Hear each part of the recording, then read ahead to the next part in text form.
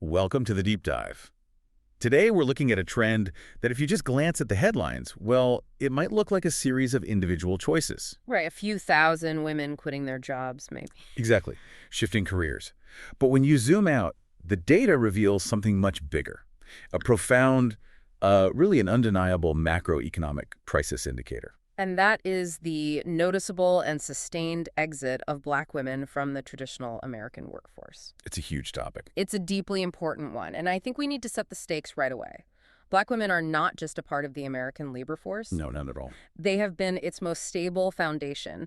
Historically, they've had some of the highest participation rates of any group, and they're often overrepresented in those essential frontline sectors. Jobs that keep everything running. Jobs that keep everything running. So when this foundational group starts to leave, that's not a personal decision.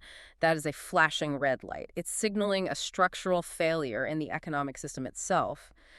And that's really our mission for this deep dive. We are going to unpack the decades-long structural realities, the deep cracks that finally made the whole system unsustainable for them. And maybe more powerfully, we'll look at the solutions, the innovative sort of new economic frameworks emerging directly from within this community. Frameworks that are now setting a blueprint for the future of work for everyone. Exactly. So let's start with a long view. I think that's the only place to begin because the story of Black women in the American economy is really the story of work itself. It is. I mean, from forced labor during slavery through the era of domestic and industrial work, right up to today's critical roles in healthcare and service. They've always worked. An unparalleled commitment to the workforce. And this incredible commitment has consistently been met with chronic structural inequities. Just think about the persistence of low pay for work that is equal to or often greater than what their counterparts do. It's just baked in. It's baked in. They were systematically subject to occupational segregation, always funneled into these undervalued jobs. The unskilled jobs or care work. Precisely. And they were often locked out of employer-sponsored benefits and the wealth-building opportunities that come with those jobs. It really sounds like the system was always operating on an assumption of extraction rather than, investment. That's the perfect word for it, extraction. And while those inequities were always there, the system just chutched. It finally ran out of elasticity between 2020 and 2024. And the data shows it. The data doesn't lie. Black women began leaving the workforce at faster rates than white women, particularly from those low-wage service, healthcare support, and hospitality sectors. The very same essential jobs that carry the country through the last few years. The very same. So the historical cracks, they basically turned into modern chasms. Okay, so this brings us to the modern pressures.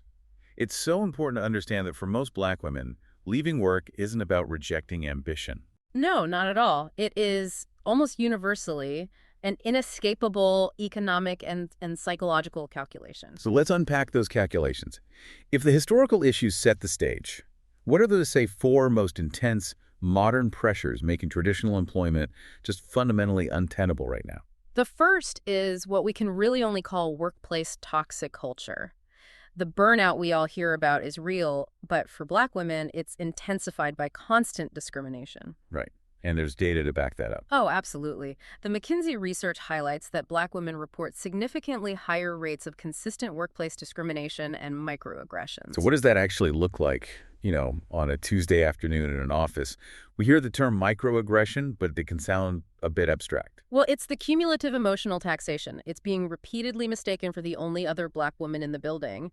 It's having your tone policed or your expertise constantly questioned in meetings. While your white male colleague is praised for saying the exact same thing 10 minutes later. Exactly that. It is this constant expenditure of emotional energy, just proving your competence, which takes away directly from your actual job and your mental health.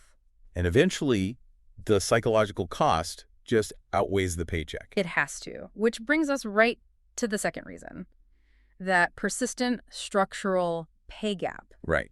You might be able to survive the microaggressions if the pay was truly reflective of your contribution, but that's not happening. Let's not even close. We're talking about a gap that just stubbornly refuses to narrow. Data from places like the Institute for Women's Policy Research consistently show Black women earn about 68 to 70 cents for every dollar paid to white men. And that's even when you control for education and experience, right? even when controlling for everything. So just think about that. They are expected to overperform just to mitigate the cultural hostility, and then they are underpaid for that overperformance. That structural devaluation must make every other challenge harder to bear, especially something like the caregiving double bind, which is the third major pressure. Yeah. We know childcare is expensive for everyone, but how does this burden specifically force Black women out of work? Because of economic necessity, Black women are highly likely to be the primary breadwinners, but they're also, due to cultural and familial structures, often the primary caregivers for their kids and supporting aging parents or family. So they're getting squeezed from both ends. Completely squeezed. When they look at the rising cost of formal childcare, which can easily eat up 30 or 40% of a moderate salary, and you combine that with the lower wages they get, the math just dictates leaving. It's no longer a feasible financial strategy. It stops being feasible. You're working a demanding job just to break even on care costs. Quitting becomes the fiscally responsible choice for the household. That's such a powerful way to reframe it. It's not a choice of leisure. It's a rational calculation based on math that just doesn't add up. Precisely. And the final piece of this puzzle is what scholars often call credential inflation, or the black tax. This is where it gets really interesting structurally. To access the same jobs that others get with, say, a bachelor's degree, Black women often need a master's or extra certifications or 5 more years of experience. Can you give us an example of that? Sure. Think of a mid-level manager role in HR. A white applicant might secure it with an undergraduate degree and 2 years experience. A Black woman applying for that same role is often expected to hold an MBA or a specialized HR certification. Just to get in the door. Just to clear the baseline. So this turns career progression into career exhaustion before they even get the job, and they still face the pay gap once they're there.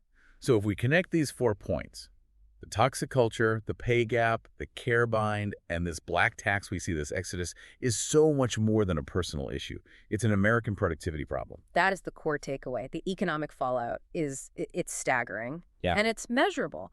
When we talk about closing the racial and gender wage gap just for Black women, the research estimates that would inject hundreds of billions into the U.S. economy annually. Hundreds of billions. That's a huge number. Where does that money actually come from? It comes from increased consumer spending, higher tax revenues, more investment in housing and education, and a reduction in reliance on public assistance. So it's not just disappearing. No, you're essentially giving Black women fair compensation, and they become major economic drivers. Their capital gets deployed instantly back into the market. Right now, that wage gap is just a gigantic, self-imposed national wealth sink. And then there's the more immediate operational impact, the one that affects every listener directly. Absolutely. We mentioned the sectors where Black women are overrepresented, right? Yeah. Health aides, essential service workers, early childhood educators. Yes. So if you, as a listener, find it difficult to get reliable, quality care for your kids, or if staffing shortages are affecting home health care for an aging parent, That's a direct result of these workers leaving untenable jobs. it's a direct result. You're losing this skilled, experienced labor, and that destabilizes the economy at its very foundation. Okay, hold on. If traditional employment is failing this group, we're seeing this fascinating paradox. Black women are the fastest growing group of entrepreneurs in the country. That's right. On the surface, that sounds like a massive opportunity, doesn't it?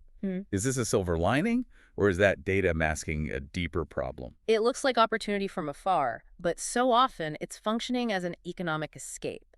And this context is crucial. More than half of these new businesses start with less than $5,000 in capital. Less than 5,000. Right. Contrast that with what a typical well-funded startup gets. These ventures are consistently undercapitalized, and they're formed out of necessity because the traditional workforce failed them. So it's not always the dream of being your own boss. It's more of a survival strategy.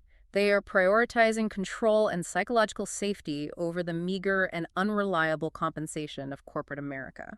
That reframes the narrative beautifully. This isn't just a story about breakdown and exit. It's a story of vision building. It is. In response to these systemic failures, Black women are pioneering a whole new economic framework for work itself. They're mobilizing immense intellectual power. Immense! We're seeing thought leaders who are fundamentally reframing what economic power and fair labor should look like, not just for their own community, but really for the entire working class. So who are some of the key voices shaping this vision? Well, you have to look at scholars like Dr. Tressie McMillan Cottom. She writes with such incredible insight on labor, culture, and specifically the exploitation of aspiration within marginalized communities. The idea that the system encourages them to overinvest in themselves, knowing it won't really pay off. Exactly. Then there's Dr. Imani Perry, who provides the deep historical and structural analysis you need to understand this, and practitioners like Dr. Keisha M. Thomas and Dr. Angela D. Ransohoff, who are actively working on how to translate Black women's leadership styles into healthy, transformational organizational cultures. So they're not just writing about the problems, they're providing the concepts for new systems. And that thinking is translating into tangible, community-powered infrastructure. That's the key. These aren't just passive trends. They are survival infrastructures being built right now. Like what? What are we seeing on the ground? We're seeing the rise of co-ops, digital collectives, hybrid entrepreneurial models that actively reject the old hierarchy, remote work, safe spaces, and peer-to-peer upskilling networks are popping up. All to create internal pipelines of opportunity to get around that credential inflation you mentioned. To circumvent the hostility and the barriers of the outside world, yes. If the traditional model demanded self-sacrifice, this new framework seems to be focused entirely on self-preservation and community uplift. It is a radical reimagining of what success even looks like. This shift is deeply cultural, deeply emotional. They are pioneering remote-first careers, prioritizing creative entrepreneurship, leveraging new digital work streams. Consulting, content creation. AI tools, education, you name it. The goal is mission-driven and community-funded ventures that put well-being, flexibility, and autonomy first. So what stands out to me is that this isn't a demand for, minor tweaks to corporate policy. It's a fundamental demand for a different, more sustainable landscape. It is. If we synthesize the visionaries' work in these emerging systems, what are, say, the 5 key elements of this future economic blueprint? Okay. First and most fundamental, psychological safety as the baseline. Work must not demand self-erasure or constant mitigation of hostility. If a workspace is actively hostile, it's just not sustainable, period. Second would have to be fair compensation, a radical commitment to pay that actually reflects skill, labor, and lived expertise. Ending the 70-cent gap once and for all. Third, and this moves beyond just income, is dedicated wealth-building infrastructure. So you mean access to capital, business credit, grants, things designed specifically to address that historic wealth gap. Exactly. It means creating formal pipelines to investment capital that bypass traditional, often racially biased, lending metrics. It means supporting community development financial institutions. And what about that 4th element? Flexibility. Flexible, purpose-driven careers. Remote and hybrid options that actively uplift family and community instead of demanding that the caregiver sacrifice one for the other. In the 5th and final piece. Community-based empowerment. Collaborative ecosystems and digital communities that actively redistribute opportunity, share resources, and create collective economic power. Moving away from the focus on just individual, isolated success. Away from that entirely. So if we synthesize our core learning today, we started with a powerful warning signal. The exit of Black women from unsustainable work structures, but that very refusal to participate in a failing system has forced the creation of a visionary framework. A framework for a fairer, more sustainable work structure. One that prioritizes human capital and well-being over corporate extraction. So what does this all mean for you, the listener? Well, consider this.